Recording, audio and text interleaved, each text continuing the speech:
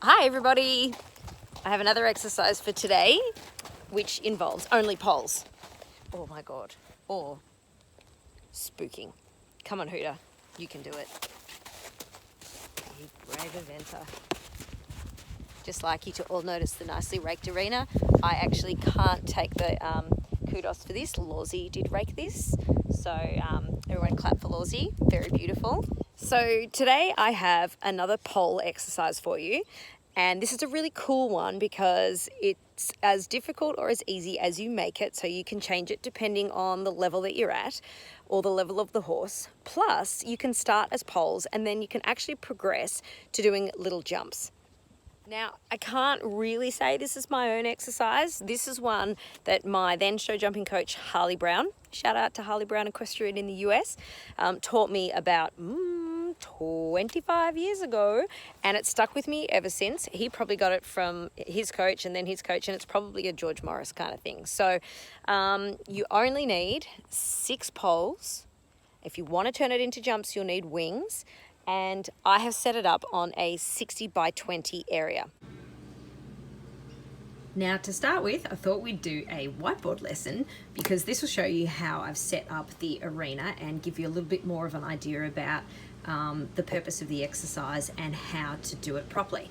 So I've set this up on a 60 by 20, and that's because I thought this might be the most common sized arena that you'll be using, but honestly it really doesn't matter what size, it's more how far apart you place the poles, because that's what makes it easier or more difficult. So to begin with, I've gone with 40 meters distance between the 2 poles on the long sides, and I've put them on the long side of the arena here because I wanted to make sure there was plenty of room when we're coming around to do one side across to the other and that the turn wasn't too tight.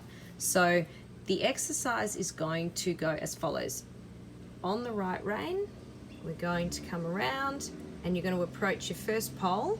Make sure you're in the center and you're dead straight.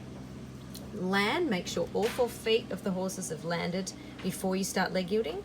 Then you're going to go across, get to the center of the middle pole, over that, again in the middle, all 4 feet have landed on this side, and then we're going to leg yield across to the 3rd pole, dead center in the middle, same again. And then you're going to do the same thing around on the other side, over the 1st pole in the middle, leg yield across, get the 2nd pole in the middle, leg yield across, 3rd pole in the middle, and off you go. Now if you're finding this angle here too steep, you can bring this middle pole in further. So I gave you a rough measurement here, 5 meters off the track is where I put the edge of the pole. But if you want to bring the pole in here, you'll see that when you start your leg yield, you won't need to be quite so steep. So it will be easier for you to get to this middle pole, and therefore also easier for you to get to the last pole as well. Now the most important thing about this exercise is that you are going straight over the center of the pole. If you go over across on an angle and try and get your leg yield and then end up over here, don't just kind of go over the edge and get in a little bit of a mess. Try to make sure you're really diligent about this. So over the 1st pole, land, make sure the horse has got all 4 feet over the pole so you don't start leg yielding and then have him trip with his back feet over the pole. Then leg yield all the way over, and if you're not getting there, stop, push the horse over so you're in line with the center of the fence, and then continue. So the whole purpose is that you really nail the leg yield, okay? And same thing, if you land and the horse runs, halt. Get the leg yield, get over to the position you want to be in to go over the next pole, and then pop over this one. So I've marked out a 20 by 60 area, so you'll see this cone here, and then all the way down the other end, there's another cone, and I'm then using the existing sides of the arena, and then I have another cone over here. So you can see here we've replicated the setup that we had drawn on the whiteboard earlier.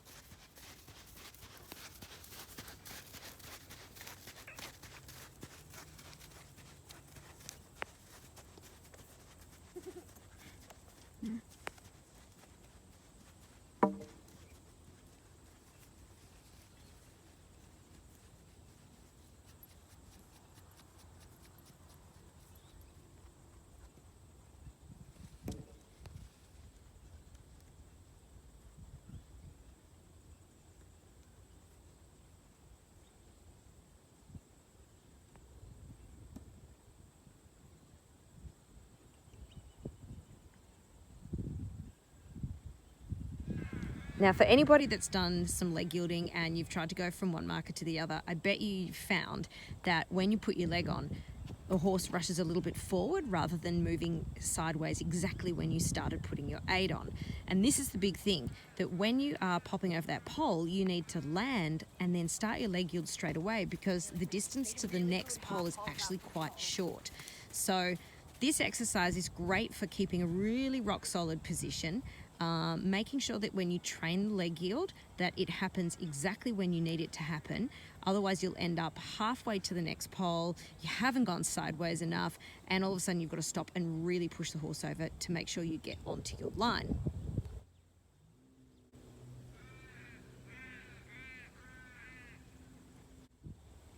And the best thing about using poles is that the poles don't move. So if you don't get across in your leg yield to the exact spot, the pole is not going to move for you. So you get a really good gauge of how equally you're able to leg yield.